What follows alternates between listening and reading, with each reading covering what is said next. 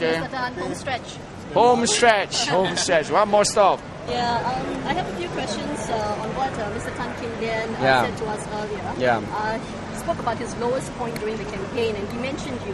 One, the fact that he said that he had that you guys had met, and that he had asked you to be a part of his team, to be part of a think tank that he was thinking about. And after that, you had submitted your application for COE. That was one. The other low point he said was when you actually got the certificate of eligibility, and he thought that you didn't quite qualify. Would you like to respond to that? Well, on the first part, he did ask me, he did invite me to join his think tank. I told him I will be glad to, but I have not quite decided whether to go in myself. So I went in with that understanding that I could change my mind and submit my application for COE. That was made clear to him too. How about the point that he's been saying that you actually don't qualify, even with regards to your financial experience? Well, I don't know. He has his view, but the PEC obviously thought that I qualify.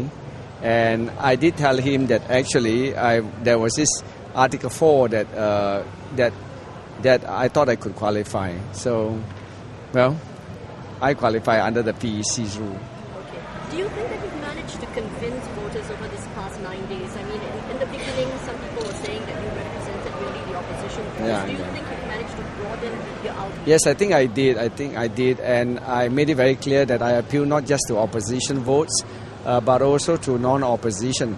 And I make it clear that the views of the opposition are not the monopoly of the opposition. Even they are even shared by members of the PAP as well. So, and this was made clear to me by members of PAP who are my personal friends. And obviously, there is a diversity of opinion within PAP, and this presidential election has shown the diversity of opinion. You have 2-3 candidates coming out, disagreeing with each other. How confident are you going in? Oh yeah, my confidence goes up every day. What gives you this confidence? Well, it's greater awareness of me and also greater understanding of what I stand for. Okay, greater understanding of what you stand for. Yeah, that's right. That it is not what they said, but more than what I said. That I make a difference between challenging and being confrontational. So you could ask questions that's challenging, but you could ask questions without being confrontational. Do you think that perception that people think that you're confrontational may work against you? Well, firstly, I am not confrontational. I ask questions. That's my role. And in fact, that is the objective of having the elected president, to ask questions, to safeguard the interests of the people. So do not leave 100% to the government, but to have a president overlay to ask questions. And that is what I'm doing, to ask questions. What were your objectives at the beginning of the campaign, and do you think you've met it after these 9 days? Well, I think I want to make people more aware. If I had not gone in, there would not have been talk about the role of the president. In fact, my coming in has added clarity to the understanding of the role of the president. There are more views than just one on the role of the president. Yeah, just picking up on that, yesterday Dr. Tony Tan had said that the president is not a super MP. That's one of the candidates the president will have the moral authority to influence policies, and that he doesn't think that's right. Yes, in fact, the president is also an advocate, an independent advocate, in addition to being an independent auditor. So, and a gatekeeper. So he's an advocate too. And if an advocate like MPs do, then he's more. I mean, he's president. Doesn't mean that what the president does, the president cannot do. Promotion of causes, social causes, that's what MPs do, and that's what the president is going to do. So you don't agree that he's not? No. Well, he's more than that. He's not fighting for just being an MP. He's fighting for all people. What is your take on Mr. Tan Jee saying that his support base has been put away to your side? Has shifted to your side. Is that so? Is that his view? Well, I don't know. I like it. Last day of campaigning today, what will you be doing on cooling off day? On the cooling off day, I think I will take a much needed rest. It's been quite an intense program. My campaign manager has been putting me on the road every minute that he can get out of me. Is today's campaign trail on the MRT last to reach out to places? Yes, indeed, because it's not easy to cover the whole country in 9 days.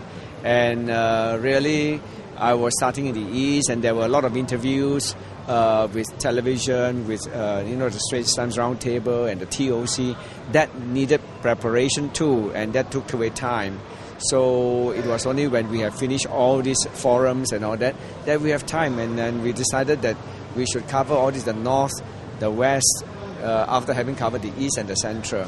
You've been into shopping malls along the way. What's your thoughts on you having such a reception at shopping malls and MRT stations versus what the other candidates did? Oh, I see. Yeah. I think it's greater awareness. I think people are more aware of me, and they are more aware of my position. That's why they come out to me openly to support me. How would you describe the past 9 days of campaigning in terms of the tone and atmosphere and all that? I think it's good. It has been dignified, and you must make a difference between being dignified and being questioned. I think being questioned, asking questions, criticizing doesn't mean not dignified.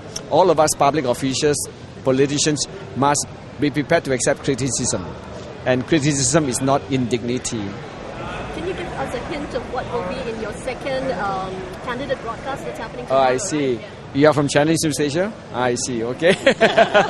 Why are you so impatient?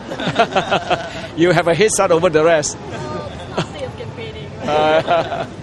Well, I think I will go through more of what I had. I probably consolidate what I have told the public about me. Yeah.